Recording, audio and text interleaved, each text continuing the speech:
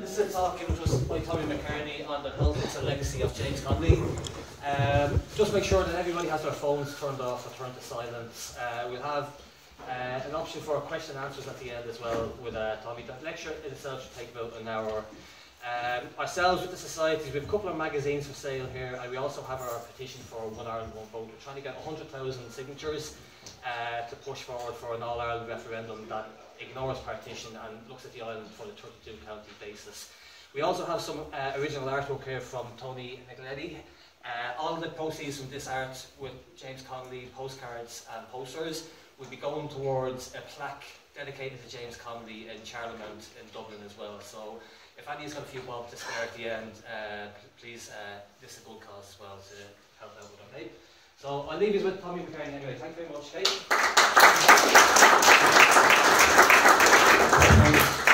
Thanks, Kevin. If you'll bear with me for a second, see if I can get... Okay.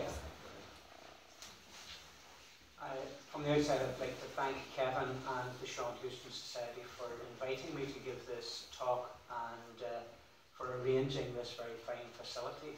It's to you all, and of course to thank you for coming here and extending the courtesy to come to listen to me.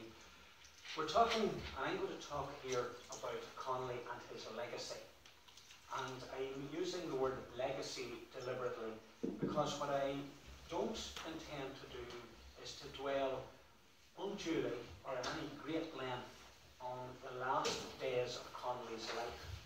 Because to treat Connolly simply as a martyr, to concentrate unnecessarily on his death and how he died, while always important, of course it's vital that we reflect on the sacrifice of James Connolly, but it would be doing no service at all to the man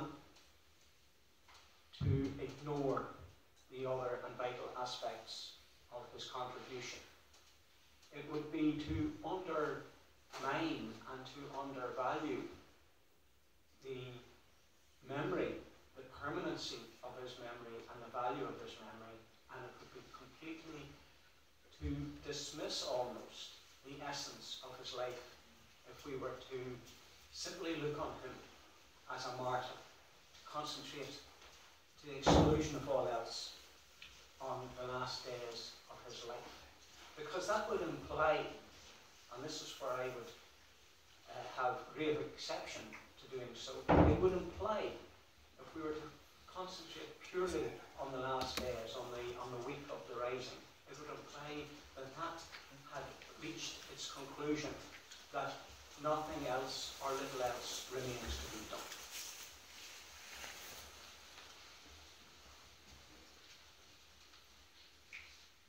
When we're looking at Connolly, we're going to look at him here as more than a martyr. Because keep in mind, when we're talking about James Connolly, we're not talking about an isolated individual, irrelevant to all but a small coterie.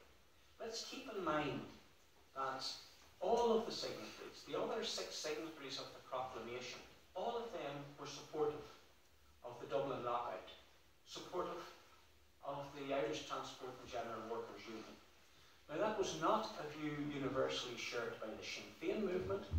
Arthur Griffith was staunchly on the side of the employers, but the 6 other signatories were supportive.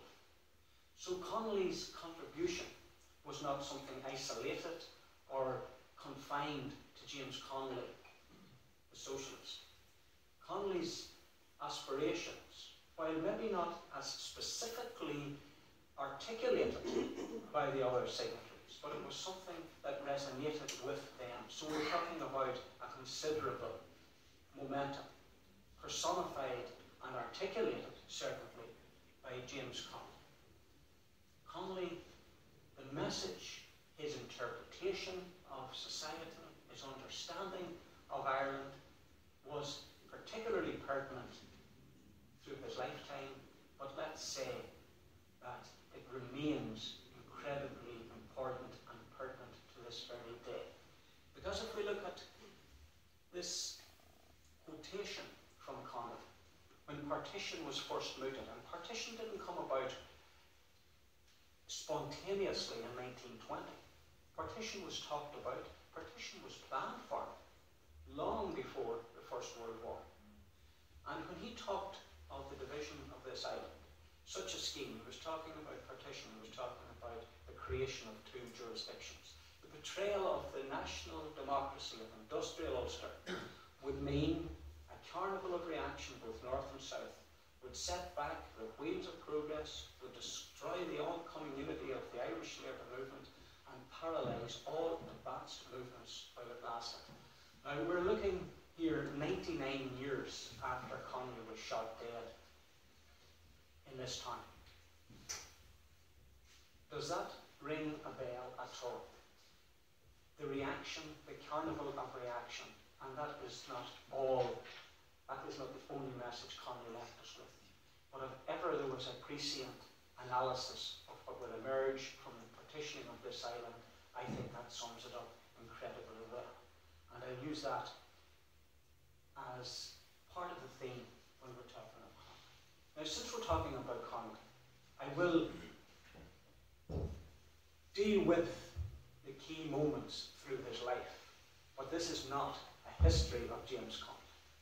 And I'm aware here that I'm standing talking to many of you who are very, very well acquainted with the life and work of James Connolly, and I approach this with a certain trepidation. Connolly, by 1895, he had left the British Army, which he joined as a consequence, effectively, of poverty, the need for employment, the need for food, as much as anything else. But by 1895, he was the secretary of the Scottish Socialist Federation, and seeing a position advertised to become the organiser of the Dublin Socialist Society, he came to Dublin and formed the Irish Socialist Republican Party. He founded a newspaper, the Workers' Republic, and this newspaper, while it went into abeyance for a period of time, was brought back into being later in his life in Dublin, and it provided a vehicle through which he expounded many of his key thoughts and thinking.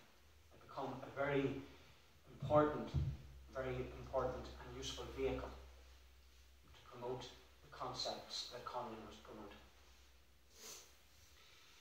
The Irish Socialist Republican Party didn't gain a huge purchase in Ireland. It didn't have a huge purchase in Dublin. It was in effect the first socialist Republican Party in Ireland.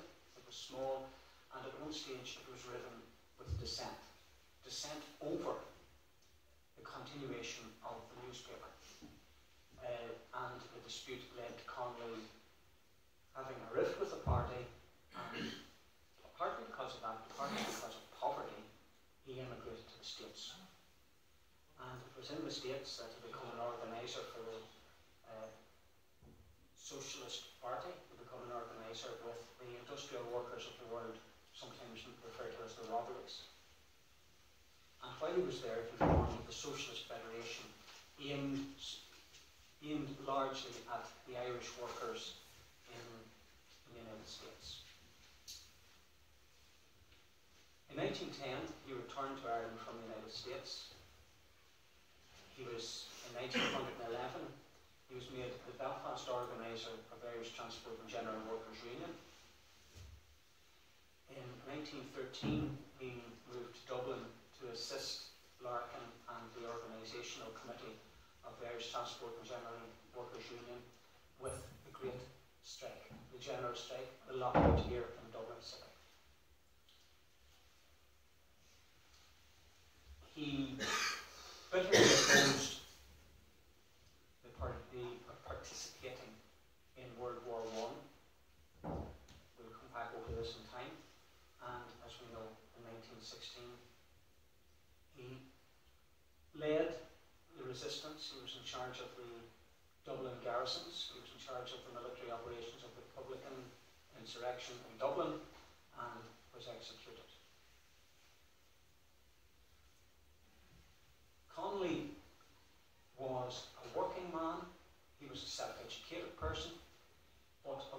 things, he was a practical theorist. Not for Connolly, dry academic theorising. Connolly's theory, his thinking, his contribution to the knowledge of the time and our understanding of the dynamics of history, particularly relating to Ireland since, was not something that was unconnected with his practical experience of the world. And there are, I would argue, a number of key aspects of Connolly's thought, of Connolly's contribution, of Connolly's understanding of what has to be done. And let's take them. In 1904, there arose what we call the Connolly and Daniel de Leon controversy. This happened while he was in the United States, and it hinges around a very important aspect of socialist, republican thinking, the need for trade unionism.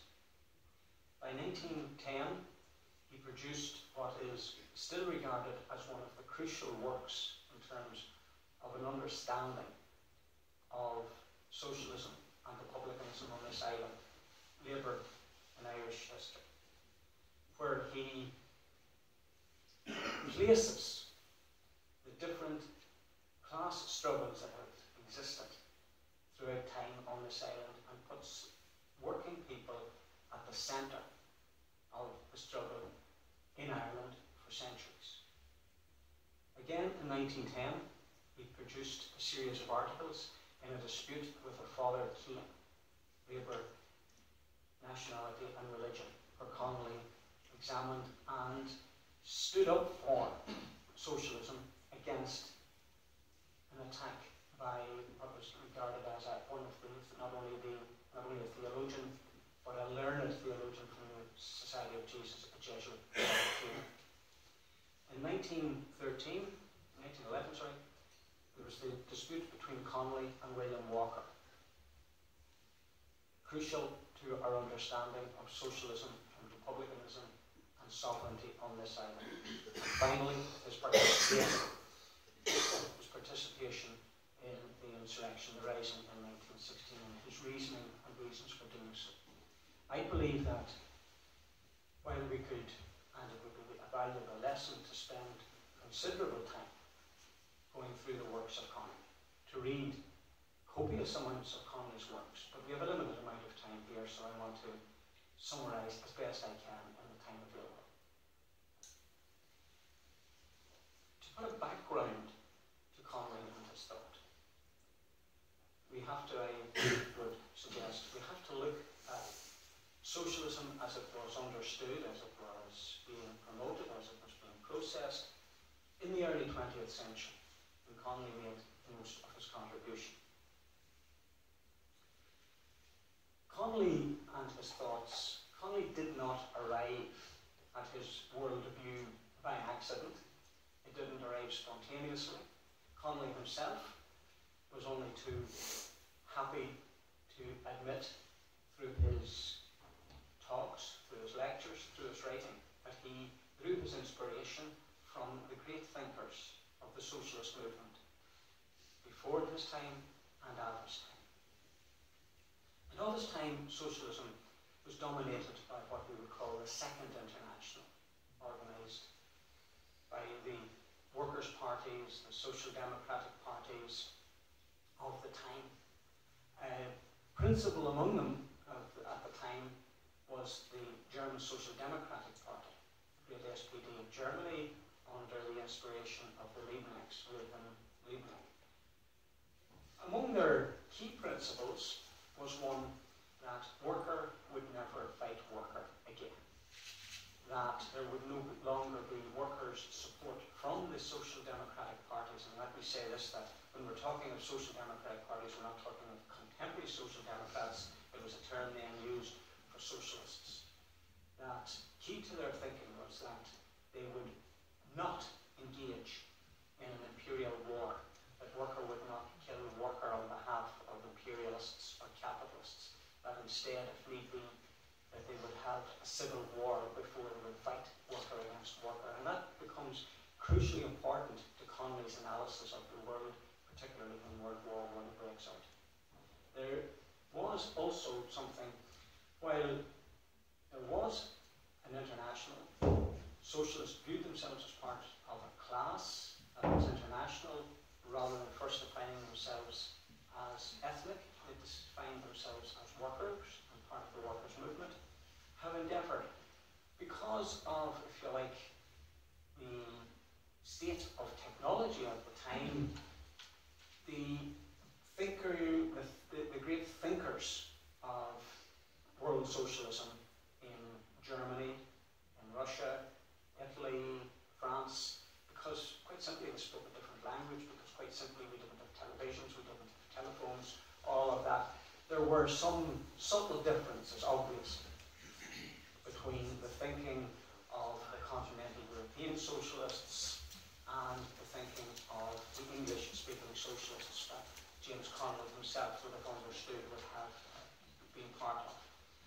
And finally, another very important thing to keep in mind when talking about Connolly is that towards the end of the 19th century, the beginning of the 20th century, there was an incredible upsurge of trade unionism. A different type of trade unionism was emerging. The old craft unions had for long dominated the world of organised labour to whatever extent labour was organised. But towards the end of the 19th century and into the beginning of the 20th century, a number of key battles were fought, several of them in England. Dock workers in London, matchmakers, women, and these were viewed as unskilled workers. People had at one stage despaired of ever being able to organise them. But drawing the inspiration not only from England, but significantly from the dockers in England and the match girls who had worked in an incredibly dangerous environment, because matches at that stage were made of a type of sulphur that led to many disastrous small and great accidents in the factories, and it was believed that if unskilled men were difficult to organise, it was believed that unskilled women, many of whom would have the family economy would have been depending on their income, that they couldn't even be organised. But as they started to organise, it gave a new uplift to the working class movement throughout the world, actually. And this was part of the dynamic, part of the momentum that Connolly would have absorbed in his views of the world. Now, let's then go through what I would suggest are the key aspects of Connolly's thinking. And one of the first things to emerge is Connolly's dispute with Daniel de Leon. And in essence what this is Connolly's view that participation in the trade union movement is vital, essential, and it's in some ways non-negotiable for those that are interested in promoting a socialist republic. Daniel de Leon, the guru, the leader of the Socialist Party in the United States, argued that the trade union struggle was practically irrelevant. And he drew a very mechanical understanding or interpretation of Marx's views of what it's called wages, marriage and the church, but essentially it's the wages aspect of it that was most important. Marx had argued that in the long run, a worker's wages will come down to what's known as the subsistence level. The employer will only give what it takes to maintain a worker in food, shelter, and life. There is, at a certain level, truth in that, but Marx did not specify that that was the only interpretation of wage levels. What he said was that also that it could be and would be and often is impacted upon by the struggle of the working class. De Leon chose to ignore that, and his supporters in the States chose to ignore that. And what effectively said was that if you get a wage rise, that prices will rise alongside it and take away the value of your pay rise.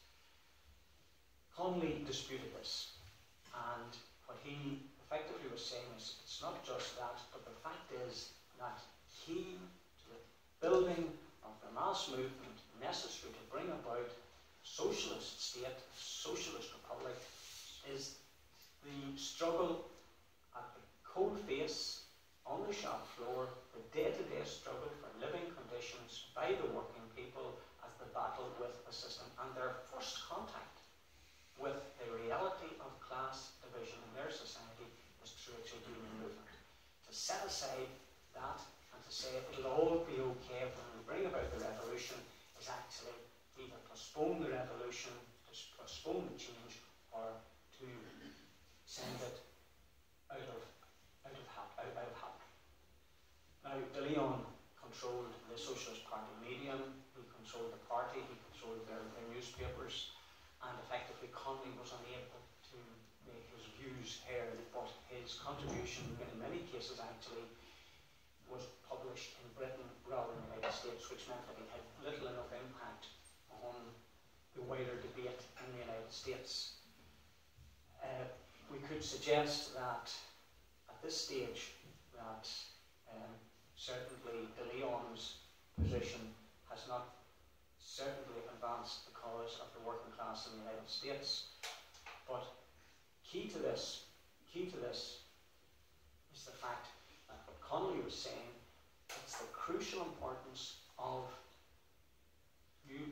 seeing organised labour engaging in struggle, and that socialists cannot step back from that. Socialist republicans must participate in the battle of organised labour. Not a question, as we say, it's not a question of being seen. There's this great theory, almost as if we were talking about a country wake, where you don't like the deceased, you don't like the family, but you have to be seen somewhere in the gathering. That's not what is sufficient in terms of the trade union movement. It's not a matter of being seen to give them support. You've got to actually effectively work and engage as Connolly did.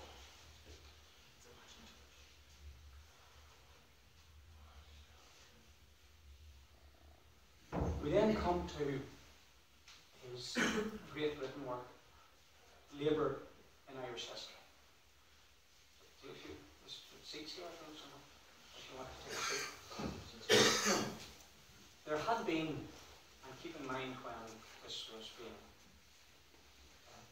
published, history in Ireland was told in so many ways, as it often and always is. History can be told by the dominant class, or with a class interest. And the story that was being promoted at the beginning of the 20th century was that there was this wonderful patriotic movement for self-determination in Ireland, and that the patriot was the lover of Ireland without any other interpretation. That all people in Ireland, the genuinely patriotic, supported the movement for freedom. Freedom to do what? Freedom to go where wasn't always spoken of. It was an attempt to define Ireland almost as an amorphous mass, and people of Ireland as an amorphous, undifferentiated group of people. Connolly's massive contribution was to say that in spite of the fact that the British, or the English, at one time becoming the British, had occupied Ireland, that it was a colonial position, that there was a strategic need in the eyes of the British Empire to occupy the island, that at the same time, there were those in Ireland who were very comfortable with British occupation, with British governing of the island. And the message that he put out, that as time went by, different sections of Irish society had accommodated themselves as they achieved a position of comfort under the pertaining circumstances and situation in Ireland at the time. And he used many, many examples. What he was warning was not just Ireland to examine the past, but to think of Ireland into the future. And what he said was that as the revolution moves forward, that the amount of freedom we get will depend on who's driving the movement for freedom and self-determination. And that as the different interests become satisfied with what was there, they will then oppose the movement forward to full self-determination. And this is where he said that ultimately there is only one class on this island who will and cannot be satisfied by stopping short of a full democratic sovereign state, the working class. Because as we reach a certain level of independence that's compatible with the interests of a particular class, they will not only drop out, but they will begin to oppose the movement for freedom. And he said very clearly, the Irish capitalist class was always prepared to abandon and betray the struggle for liberation if its economic and social interests were threatened.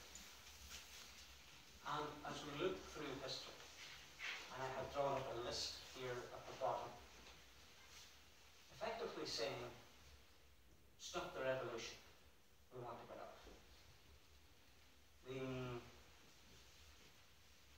Those that become satisfied, and this is something that he had identified and something that his insight has been borne out time after time in the years since he died. And these are the figures that I've used at the bottom here are just to illustrate. Daniel O'Connell, the wealthy, landowning Catholic gentleman, was quite happy to see Catholic emancipation defined as the final destination of the Irish Revolution, if you could call it as such. O'Connell himself actually had joined the Yeomanry to take on the United Irishmen, but the revolution would stop when his interests and the interests of his class were satisfied. John Redmond, yes, when his friends and the employers, when William Martin Murphy and those had sufficient autonomy under Home Rule to serve their interests, were going to put an end to the Irish Revolution. The fact that they didn't get the chance to do that is something else. The next photograph we have here, and this, more than anything else, perhaps identifies where not only will we become satisfied with what we have, but we will ruthlessly oppose those that wish to push the revolution forward. Kevin O'Higgins. The story is told, of course, that, and we can have some sympathy with Mckearney, threatened with immediate and terrible war. But that wasn't the only reason that the wealthy class in Ireland opposed the continuation and drive for the Republic. They feared the consequences of the drive for a Republic and bitterly opposed the drive for a Republic in case it would empower the working class, and were, as we know, only too willing, well prepared to kill and execute those that would wish to continue. And again, when another class become, this is one of my favourite photographs here of Eamon de Valera. I don't know how they persuaded him to put that headdress on, but that's in there. Again, whenever Fianna Fáil and its business interests come to power, stop the revolution, because they didn't represent a class that couldn't be satisfied with anything short of a workers' republic. This guy in his pajamas with a handgun, another example of it. That, for the younger folk in the audience, is a man called Jerry Fitt. And again, we're seeing when a certain section of Irish society in the north becomes satisfied with sufficient reforms to get the Catholic middle class into the position they want it to be, the word goes out to stop the revolution. And this guy at the end, you can fill in the blanks yourselves. But this effectively was the message coming out of Labour in Irish history. That at the end of the day, if you're objectively, what you want to see is a workers' republic or a socialist republic or even a democratic and sovereign republic, you cannot depend on the wealthy. You cannot depend on those of property, of mass property.